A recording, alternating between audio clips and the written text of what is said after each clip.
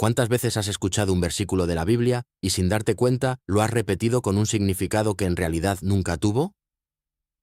Pasa más de lo que crees.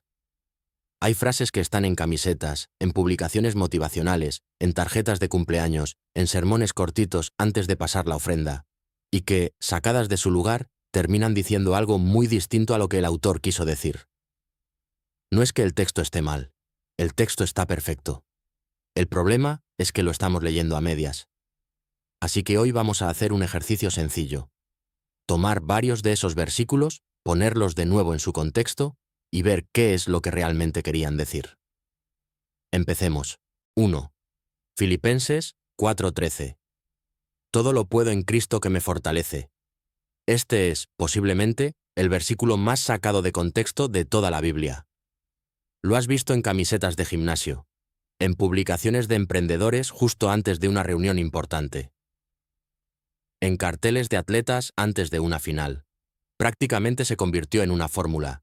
Si tengo suficiente fe, voy a lograr lo que me proponga. Pero mira esto. Basta con leer un par de líneas antes para darse cuenta de que Pablo no estaba hablando de éxito, ni de metas, ni de lograr nada. Estaba escribiendo esta carta desde una prisión, sin saber si iba a salir vivo de ahí. Justo antes, en los versículos 11 y 12, él dice que ha aprendido a vivir contento sin importar la situación.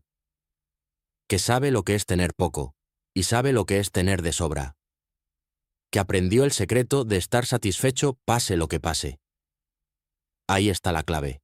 Aprendió. No nació sabiéndolo. No le cayó del cielo de un día para otro. Fue un proceso. Probablemente doloroso. Entonces, cuando dice, todo lo puedo, no se refiere a ganar, a conseguir, a triunfar. Se refiere a resistir. A mantenerse en pie tanto en la abundancia como en la escasez. Tanto en libertad como encadenado. No es un grito de victoria. Es la conclusión de alguien que ya no depende de lo que le pasa para saber quién es. 2. Jeremías 29:11. Yo sé los planes que tengo para ustedes, planes de bienestar y no de calamidad. Este es el versículo de los diplomas, de los cuadros decorativos, de los mensajes de Año Nuevo.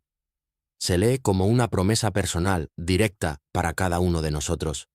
Dios tiene un plan perfecto para tu vida, todo va a salir bien. Y suena hermoso. Pero no es exactamente lo que dice el texto si lo leemos completo. Jeremías no le estaba escribiendo esto a una persona angustiada por su futuro laboral. Le escribía a todo un pueblo que había sido deportado a la fuerza hacia Babilonia. Arrancado de su tierra, de sus casas, de su templo. Como consecuencia de años de desobediencia colectiva. Y justo un versículo antes, el 10, Dios pone un plazo concreto para que esa promesa se cumpla. 70 años. No era un atajo hacia la bendición inmediata. Era un horizonte de esperanza en medio del exilio. Esto no le quita valor al versículo. Al contrario, lo hace más honesto.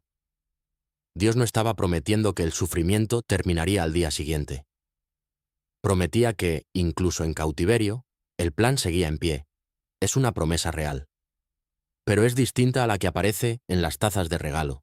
3. Mateo 7:1. No juzguen, para que no sean juzgados. Pocas frases se usan tanto para cerrar una conversación como esta. Alguien señala una conducta equivocada, y de inmediato aparece la respuesta. No juzgues. Como si la Biblia prohibiera por completo evaluar el comportamiento de otra persona. Pero fíjate en esto. 4 versículos más adelante, en el mismo discurso, Jesús dice: Hipócrita, saca primero la viga de tu propio ojo, y entonces verás claramente para sacar la paja del ojo de tu hermano. No estaba prohibiendo el discernimiento. Estaba señalando la hipocresía de condenar en otros exactamente lo que uno mismo practica en privado. Y hay más. En el Evangelio de Juan, capítulo 7, el mismo Jesús dice: No juzguen según las apariencias, sino juzguen con justicia. Eso no es una prohibición. Es una instrucción sobre cómo hacerlo bien. El mensaje real no es nunca opines de nada. Es revisa tu propia vida antes de señalar la del otro. Usar solo la primera mitad del versículo para evitar cualquier conversación incómoda es ignorar por completo lo que Jesús estaba tratando de enseñar. 4. Romanos 8:28. Todas las cosas ayudan a bien. Este versículo aparece casi siempre en los peores momentos. Un diagnóstico difícil, una pérdida, una ruptura. Y alguien lo cita como si fuera una garantía de que todo se va a resolver. De que hay un final feliz esperando a la vuelta de la esquina. Pero la frase no termina en bien. Sigue así. Para los que aman a Dios, para los que conforme a su propósito son llamados. Y el versículo siguiente aclara cuál es ese propósito. Ser transformados a la imagen de Cristo. No está hablando de que los problemas se resuelvan. Está hablando de que el carácter se moldea, incluso a través del dolor. De hecho, todo el capítulo 8 de Romanos habla de sufrimiento, de espera, de gemidos, antes de llegar a esta frase. No es una promesa de que todo va a salir como uno quiere. Es una promesa de que nada de lo que se atraviesa se pierde. Porque incluso el dolor está construyendo algo que permanece más allá de la circunstancia. Es una idea profunda, pero muy distinta a «no te preocupes, todo va a estar bien». 5. Primera de Corintios 10:13. Dios no te da más de lo que puedes soportar. Esta frase se repite en funerales. En momentos de agotamiento extremo. En crisis de salud, como si fuera un consuelo directo salido de la Biblia. Y aquí viene lo curioso. Tal cual se dice popularmente, ni siquiera es una cita exacta. Lo que Pablo escribe en este pasaje habla específicamente de la tentación al pecado, no del sufrimiento en general. El texto dice que Dios no permitirá que la tentación supere lo que se puede resistir, y que siempre habrá una salida. Es una promesa sobre la fuerza para no ceder ante algo moralmente incorrecto. No sobre la capacidad de aguantar cualquier tragedia de la vida.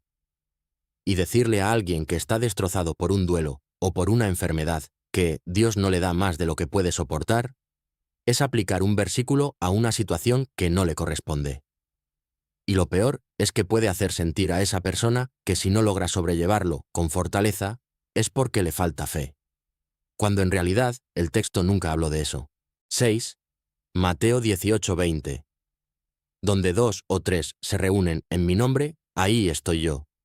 Se usa constantemente para justificar reuniones pequeñas. No importa si somos pocos, Dios está presente igual. Es una lectura bonita, pero incompleta. Este versículo está dentro de un pasaje más largo, donde Jesús describe un proceso específico para corregir a alguien que ha pecado dentro de la comunidad. Primero, hablarle en privado. Después, con testigos. Y solo al final, llevarlo ante todo el grupo. Esa referencia a 2 o 3 viene directamente de la ley de Moisés, que exigía 2 o 3 testigos para validar cualquier acusación formal. Entonces, cuando Jesús promete estar presente donde 2 o 3 se reúnen en su nombre, está hablando de un momento de confrontación difícil. No de un culto tranquilo. Está garantizando su presencia justo en el instante más incómodo. Cuando alguien tiene que corregir a otro, con amor y con responsabilidad. Es una promesa mucho más específica y, honestamente, más exigente de lo que se suele pensar. 7. Primera de Timoteo 6:10. El dinero es la raíz de todos los males. Esta se repite como refrán, incluso como crítica social. Y aquí el problema no es de interpretación, es de cita. Literalmente, la Biblia no dice eso. Lo que Pablo escribió fue: el amor al dinero es la raíz de todos los males. Una sola palabra. Y cambia por completo el sentido. El texto no condena tener dinero. Condena convertirlo en el centro de la vida. Abraham era rico. Job era rico. Varias personas del Nuevo Testamento tenían recursos considerables, y en ningún momento se les reprocha por eso. Lo que se señala es la obsesión. El punto en el que la búsqueda de riqueza termina desplazando todo lo demás, incluida la fe. La condena nunca fue sobre el saldo de una cuenta bancaria. Fue sobre el lugar que ocupa el dinero dentro del corazón de una persona. Y es, para cerrar, ninguno de estos versículos está mal escrito, ni mal traducido. El problema nunca ha sido el texto. Ha sido la costumbre de sacar una sola frase y construir sobre ella un significado que el autor jamás tuvo en mente. Y mira, todos buscamos algo de consuelo, de certeza, de esperanza cuando citamos estos versículos. Y esas son necesidades completamente legítimas. Pero cuando le pedimos a un texto que diga algo distinto a lo que dice, no resolvemos esa necesidad. Solo construimos una expectativa que, tarde o temprano, se rompe frente a la realidad. Leer el contexto no le quita fuerza a la Biblia, se la devuelve. Evita que terminemos decepcionados por una promesa que nunca se hizo. Y sobre todo, nos permite descubrir lo que el texto realmente quiere decir, que casi siempre es más profundo que la frase corta que anda circulando por ahí.